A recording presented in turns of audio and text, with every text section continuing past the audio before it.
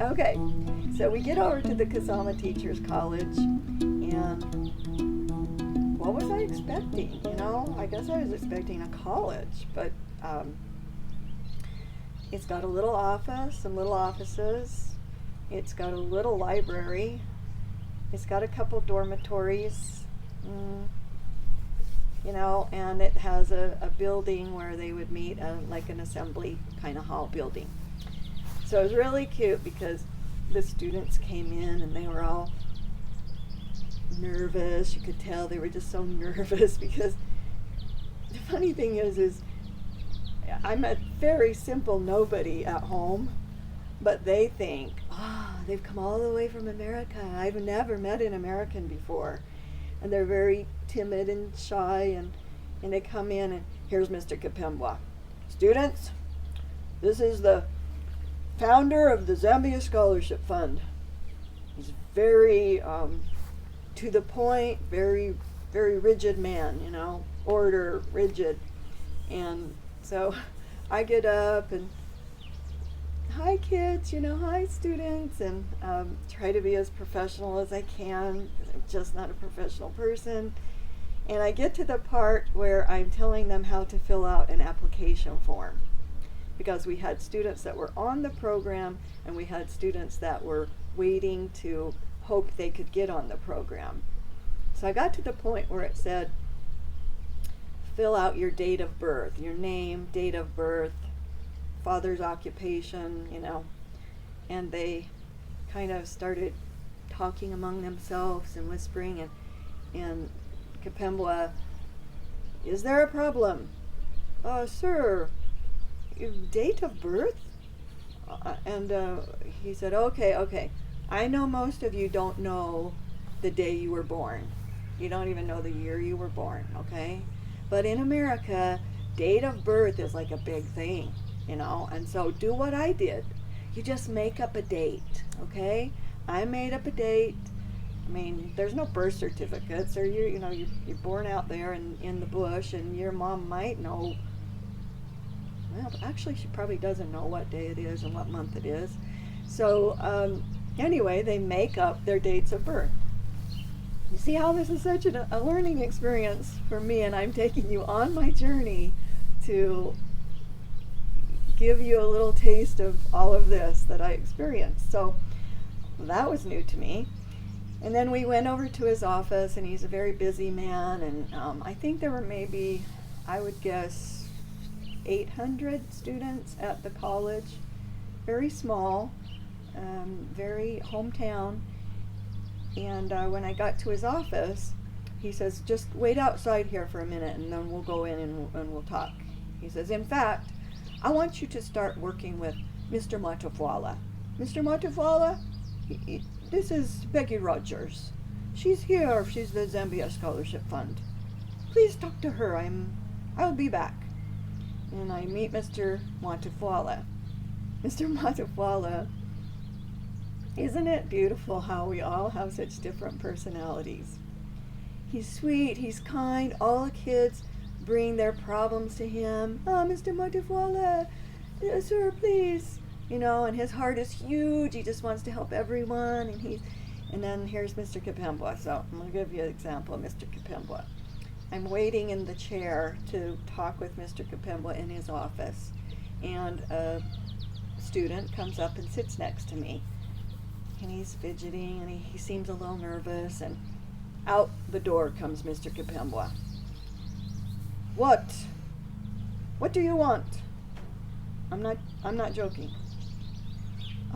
Sir, I've come to start school. Start school? School started 2 weeks ago, my dear boy. Yes, but sir, my father passed away, and I had to help my mother. I had to go back to the village, and I had to be there for Mom, for the family.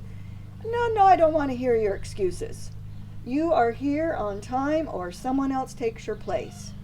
Oh, but sir, you know what? Your spot is taken. Come and see me next year. And we go in his office. And I'm thinking to myself,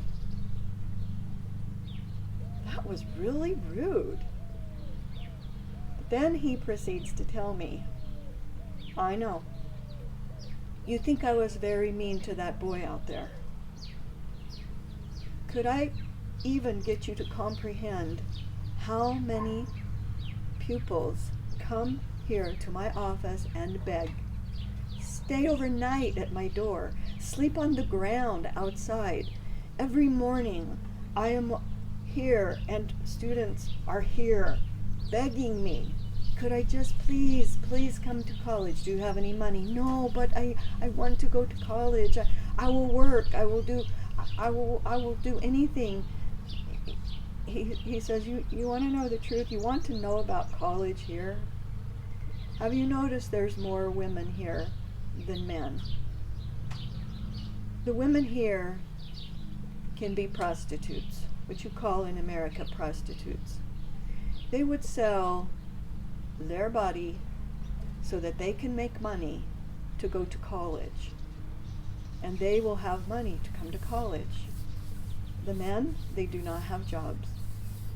I've got to try to explain to you, right here in Kasama, it is maybe 90%, 98%, it's high, nobody has a job. And when there's no jobs, there is no tax dollars. And the government does not have enough money for scholarships and paying teacher salaries. So he said, I have to be hard. Do you think I like it? But I have to tell them all no, or this place will be overrun, and I cannot run an institution like that. So he's very good at what he does, but he has to be really tough. Now then, talking with Mr. Matufale, he explains to me, I know you want to help teachers, students become teachers. I know that's what you've set up your fund to do. Kipemba has explained it to me, but he said, do you understand that high school education here is not free? There are so many village pupils that are very ready to go on to secondary school, but the family has no money. Do you think you could start helping in the high schools, or secondary school, of course, is what they call it? And I thought to myself, well, I guess. It was kind of that way every time I took a trip to Zambia. It was, do you think you could help here? Do you think you could help there? On another trip, Mr. Matafali, because he's just so, he's got this giving heart that doesn't quit, and he just thinks anything's possible, and that anything's possible with me. And he takes me into the school district office, and he says, you see all of those, you see this board right here. This is all of the elementary schools. Well, we call them elementary schools. They call them primary schools. These are all the primary schools located in this district, in the bush. He turns to the man, I don't remember his name now, and he says, how many of these schools have a teacher? And he said, oh, you mean a teacher like somebody with a diploma that can teach? He said, no, they don't have teachers. They will have maybe a high school student who has graduated, secondary school. After they graduate from secondary school, they of course can't get a job because there's no jobs, but what they can do is go back in the villages, and now that they have learned English, they can go back into the village and they can teach the village children English. And the villagers are very good to them, and they build them a house and they give them food. They can't pay them, but they give them food and a living. And they feel very important because now they're the village teacher. And they only have a secondary degree, but that's better than nothing. So on this trip, everything was falling into place, such as, well, maybe we could start helping high school students. And then maybe I could start paying teachers' salaries. And Mr. Matafwali and we discussed how much would a teacher need to be paid in the bush. And he was saying, well, with the exchange rate and everything, maybe $50 US dollars a month. If I could find sponsors that would pay teachers' salaries, we could actually have a teacher, because the other problem is they have all of these students that had gone to a teacher's college and had gotten a 2-year teaching degree to teach primary school, but the government can't pay all of the teachers that they need, so maybe we pick up the slack and we start paying teachers. And as soon as we introduced that idea, the man at the district said, "Oh, yes, how many can you help? How many can you help?" And I thought, I don't know, I don't even have anybody right now. So I said, I don't know, maybe 10. So there began secondary school scholarships, teachers' salaries, to pay teachers to go out into the villages and teach primary school, along with our teachers' college program.